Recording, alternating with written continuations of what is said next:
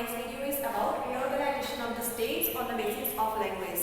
Our অৰ্থ হৈছে ভাষাভিত্তিক ৰাজ্যসমূহৰ পুনৰ্গঠন।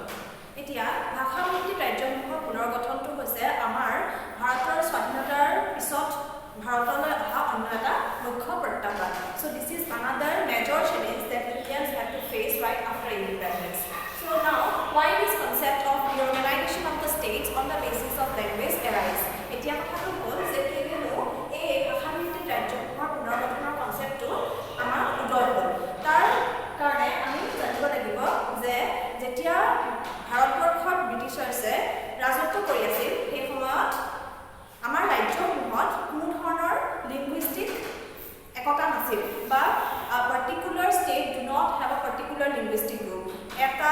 এখন ৰাজ্যত অকল এটা মাত্ৰ ভাষাভাষিক লোক আছিল বুলি ক'ব পৰা নাছিল, কাৰণ তাত ইণ্টাৰমিক্সাৰ হৈ আছিল people of different linguistic groups, different heterogeneous linguistic groups were present in a particular state, and this ultimately creates lot of problems among the people to communicate their views and opinions. হেতু কাৰণে যেহেতু এখন ৰাজ্যত এটাতকৈ অধিক ভাষা কোৱা লোক এখন ৰাজ্যতে বাস কৰিছিল, হেতু কাৰণে মানুহৰ মাজত ভাৱৰ আদান প্ৰদান কৰাত অলপ প্ৰব্লেমছ হৈছিল।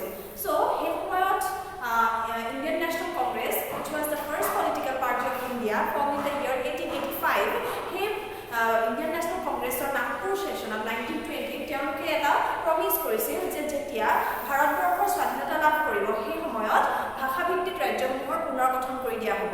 So at that time in the Nagpur session of Indian National Congress that was held in the year 1920, they promised that when India will achieve her independence, in such situations our states will be reorganized on the basis of language. And why they give importance and preference to reorganize the states on the basis of language? এতিয়া কথাটো হ'ল যে কিয়নো তেওঁলোকে ভাষাভিত্তিক ৰাজ্যসমূহক পুনৰ্গঠন কৰাৰ কনচেপ্টটোত ইমান বেছি গুৰুত্ব দিছিল। তেওঁলোকৰ মতে তিনিটা কাৰকত বিশেষ গুৰুত্ব দিয়া হৈছিল সেই সময়ত। প্ৰথমটো আছিল ফ্ৰীডম ষ্ট্ৰাগল বা ফ্ৰীডম মুভমেণ্ট বুলিও ক'ব পাৰোঁ। দুই নম্বৰটো হৈছে education.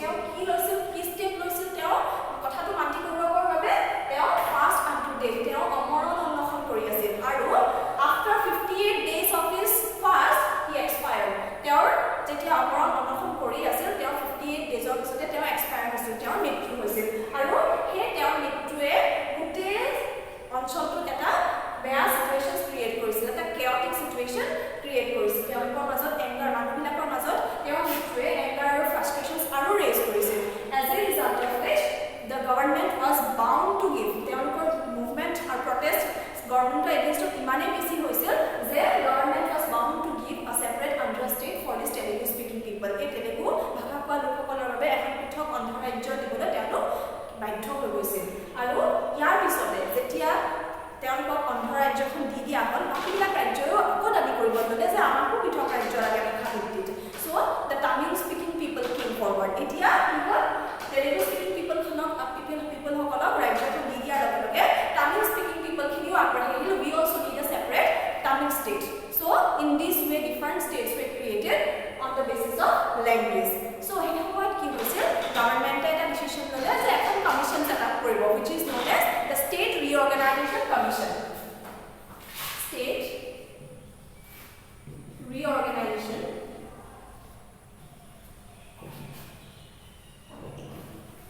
Commission. And this commission was formed in the year 1953. A State Reorganization Commission. ৰাজ্যিক পুনৰ্গঠন আয়োগ এখন গঠন হ'ল আৰু এই আয়োগখন 1953 গঠন হৈছিল ইয়াৰ এতিয়া মুখ্য কাৰ্য কি what is the basic objectives of this commission this commission was set up in order to notify that whether if the states will be reorganized on the basis of language then whether it will be beneficial for India or it will hamper India's unity or integrity so a state reorganization commission বা ৰাজ্যিক পুনৰ্গঠন আয়োগখনৰ মুখ্য কাৰ্য হ'ল যে তেওঁলোকে চোৱাচিতা কৰিব যে যদিহে ভাষাভিত্তিক ৰাজ্যসমূহক পুনৰ্গঠন কৰি দিয়ে তেতিয়াহ'লে ভাৰতবৰ্ষৰ একতা আৰু সংহতিত কিবা বাধা আহিব নেকি কিবা প্ৰত্যাহ্বান আহিব নেকি হেতুকে তেওঁলোকে চোৱাচিতা কৰি তেওঁলোকে কি কৰিলে আল্টিমেটলি 1956 অফ ষ্টেট ৰিঅৰ্গেনাইজেশ্যন এক্টখন গঠন কৰিলে ষ্টেট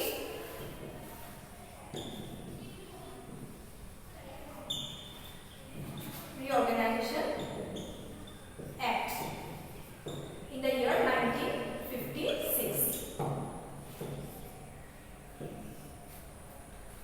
আমি গম পালোঁ যে ৰাজ্যিক পুনৰ্গঠন আইনখন কেতিয়া আহিলে 1956 আহিলে আৰু ৰাজ্যিক পুনৰ্গঠন আইনখন অহাৰ লগে লগে 14 new states and 6 union territories were created under this act. এই এক্টখন বা ৰাজ্যিক পুনৰ্গঠন আইনখনৰ ভিত্তিত 14খন নতুন ৰাজ্য আৰু 6টা কেন্দ্ৰীয়শাসিত অঞ্চল গঠন হ'ল ইয়াৰ লগে লগে বিভিন্ন অন্য ৰাজ্যবিলাকেও ৰাজ্যিক মৰ্যাদা ভাষাভিত্তিক লাভ কৰিবলৈ সক্ষম হ'ল after this several other states were also became successful in getting the separate linguistic identity for their respective states here we can give the example of bilingual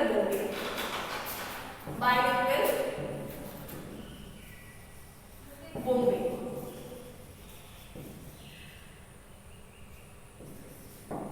So, in bilingual Bombay, there were two separate linguistic groups. One was Marathi-speaking people, and other was Gujarati-speaking people. So, they were demanding to have a separate state for the Gujarati-speaking people and a separate state for the Marathi-speaking people. Bilingual Bombay, মানে Bombay দুটা ভাষা কোৱা লোক আছিল এখিনি হৈছিল গুজৰাটী লোক আৰু এখিনি হৈছিল মাৰাঠী লোক সো তেওঁলোকে দাবী কৰিছিল যে গুজৰাটী লোকসকলৰ বাবে এখন পৃথক ৰাজ্য দিব লাগে আৰু মাৰাঠী লোকসকলৰ বাবে এখন পৃথক ৰাজ্য দিব লাগে আৰু সেই দাবীও তেওঁলোকৰ পূৰণ হৈছিল by 1960 Gujarat was given for the Gujarati speaking people and Maharashtra was given for the Marathi speaking people. After bilingual Bombay, we can speak about Punjab. Punjab ekenore there were different linguistic groups. Punjabi speaking people were there, and on other hand, Hindi speaking people were also there in Punjab. So now, in the year 1956, right after the formation of the State Reorganization Act, Punjab demanded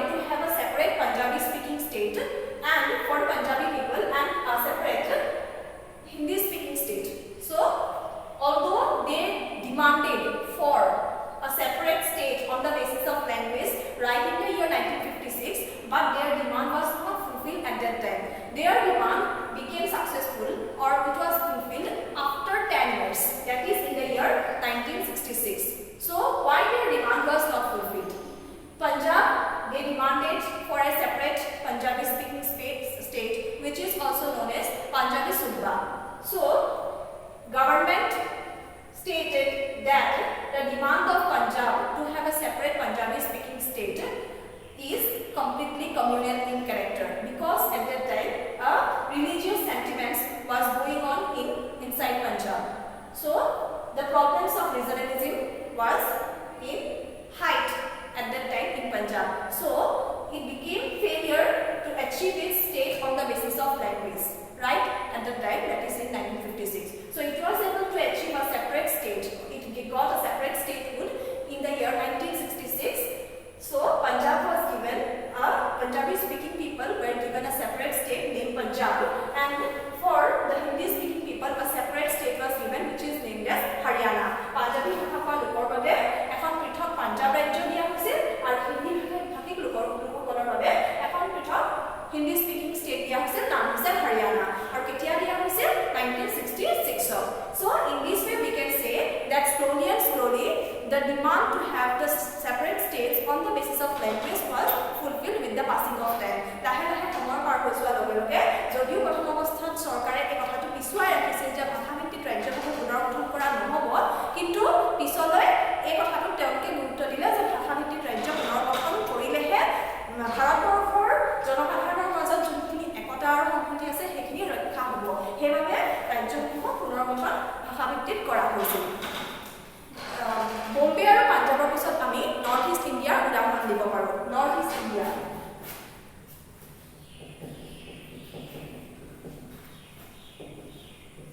বৰ্তমান north east India comprises of 8 states, কিন্তু সেই সময়ত north east India বুলি ক'লে 7 states আছিল।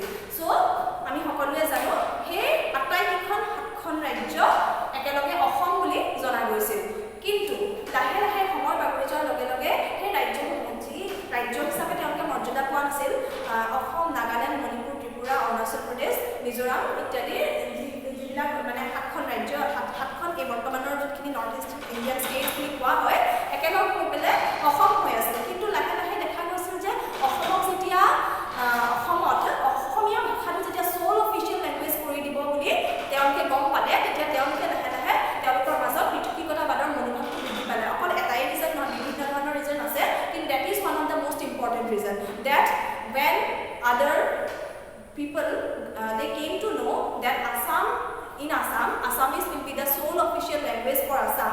In such situations, they feel themselves deprived, and they thought that if they will remain within Assam, then a time will come that their own language and own culture will be in a great threat. So that is why they decided to come out of Assam, and in this way, they also demanded to have separate states for themselves on the basis of language. তেওঁলোকেও কি কৰিলে, নিজৰ ভাষাৰ ভিত্তিত নিজৰ ভাষাৰ সংস্কৃতি ৰক্ষা কৰিবৰ বাবে এখন পৃথক ৰাজ্য ভাষাভিত্তিক ডিমাণ্ড কৰিলে। তেনেকৈ প্ৰথমতে নাগালেণ্ড সৃষ্টি হ'ল ইন দ্য ইয়াৰ 1963।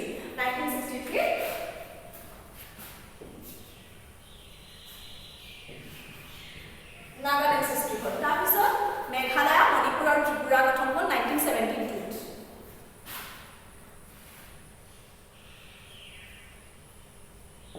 মণিপুৰ আৰু ত্ৰিপুৰা 1972 হ'ল। আৰু তাৰপিছত মই এইফালে লিখিছোঁ অৰুণাচল প্ৰদেশ,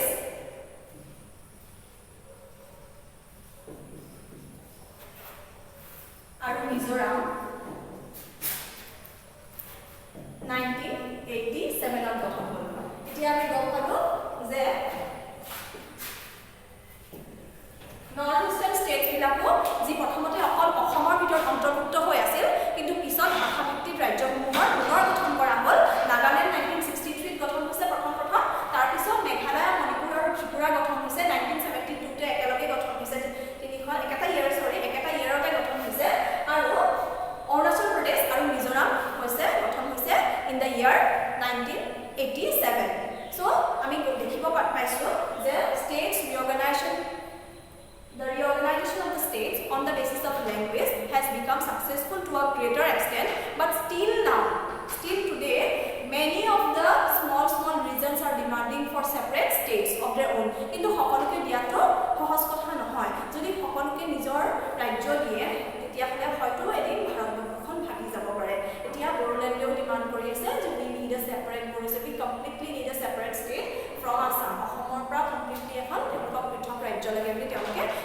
কৰি আছে Nagaland always wanted to be that means separate from wanted to separate themselves from India so তেওঁলোকক এখন পৃথক দেশ লাগে so তেনেকুৱা ধৰণৰ যোনবিলাক সেপাৰেটিজমৰ টেন্ডেন্সি সেশনিষ্ট টেন্ডেন্সি সেইবিলাক যদি সকলোৰে ফুলফিল হৈ যায় হয়তো আমাৰ ইণ্ডিয়াৰ ইউনিটি আৰু ইন্টিগ্ৰিটি থ্ৰেট আহিব বা তেওঁলোকৰ